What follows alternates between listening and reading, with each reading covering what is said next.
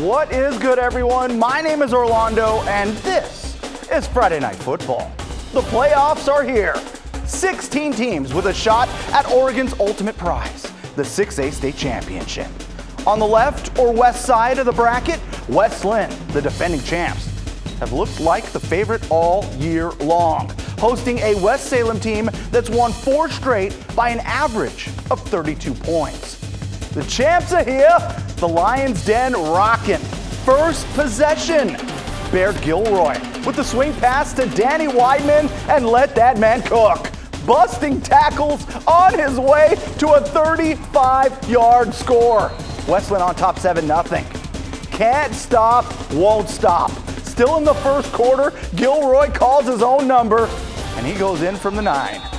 Champs win it 42-7. They're on to the second round.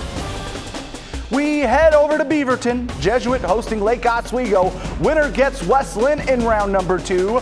Marquee matchup to kick off the 6A playoffs. Number 8 Jesuit, the Metro League champs, versus the 9 seed Lake Oswego. This game lived up to the hype. We have a Burt alert. Lonnie Burt gets the party started. 7-0 Crusaders. LO Show responds. Max Bronner gets you roll on. Connor Croteau cruises in to level things at 7. Laker Nation bringing that energy. Second quarter, the duo of Trey Cleland and Jace Burton locked in. What a grab. And they weren't done. Cleland to Burton. 43-yard connection. And it's on to the second round. It comes down to the final minutes, but Jesuit knocks out Lake Oswego 34-28. After a 7-2 season, the Lake Ridge Pacers are the 5th seed, hosting Sheldon to open the playoffs. This was a battle. The Pacers down at the half, so let the comeback begin.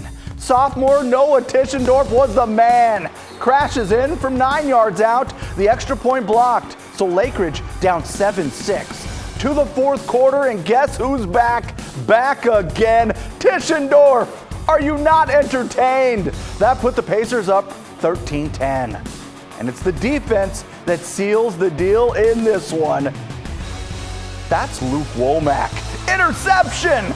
Pacers win 13-10. Lake Ridge advances to the second round. They'll meet the winner of Central Catholic and North Medford. Hillsborough Stadium, Crew Newman, your quarterback's favorite quarterback. But this play is about Tyson Davis. Go ahead, talk to the hand. Not once, but twice. Stiff arms his way to the house. 85-yard touchdown. Let it rain, let it pour. Still in the first. Newman.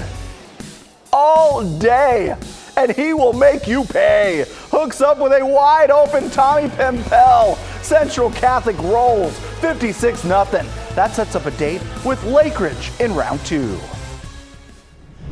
On the right side of the bracket, the Wells Guardians, champions of the PIL, hosting the Nelson Hawks. The Guardians hosting a playoff game for the first time in more than a decade. But the Hawks spoiled the party. Defense forcing that fumble. Then Nelson went to work. Danny Leary, the sophomore. And there's Aiden Smith. Major yards after the catch. And the Hawks finish off the drive. Corbin Crossland, welcome to the show. Nelson defeats Wells 48-8.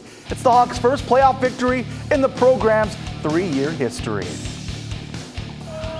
To the Wolf's Den, number 15 Roosevelt versus the 2 seed Tualatin. Biggest news of the night, quarterback Nolan Keeney back in the lineup for the first time since breaking his collarbone. He came out on fire. First play from scrimmage.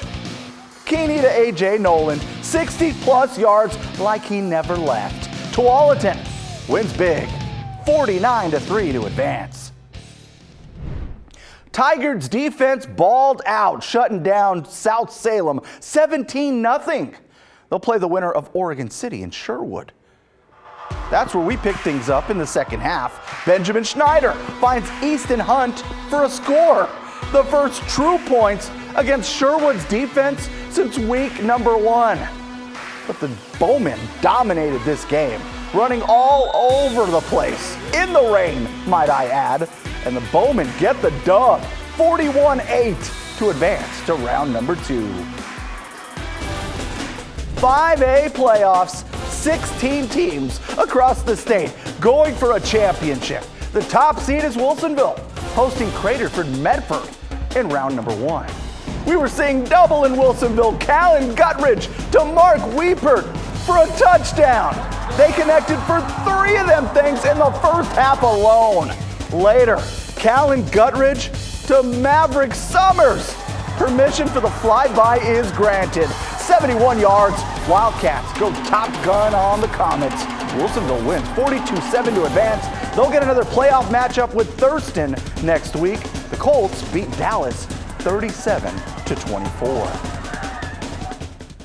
Looking for their first playoff win since 2010, the Hillsboro Spartans hosting a McKay team coming off its best season in 20 years.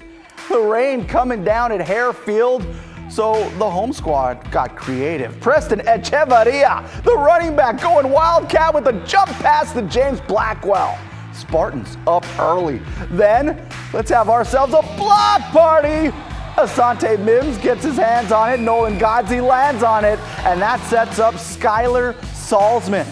Hillsboro wins it 28-8. They'll visit Mountain View in Bend next week. Silverton beats Hood River Valley 44-7. The Foxes force 5 turnovers in the win, while Canby comes up short on the road in Bend, falling 16-14 against the defending champs, Summit. Up in Washington, the Week 10 playoffs are here. Camas hosting Federal Way for the right to play at state. The Papermakers were taking no prisoners. Alex Harosa, he was in a stiff arming mood. 20 yards to the house. Then Jake Davidson swings it out to Trenton Swanson. He waits for a little blocking help and then takes a dive into the crib. Camas has no troubles in a 56-7 win at home. What a catch.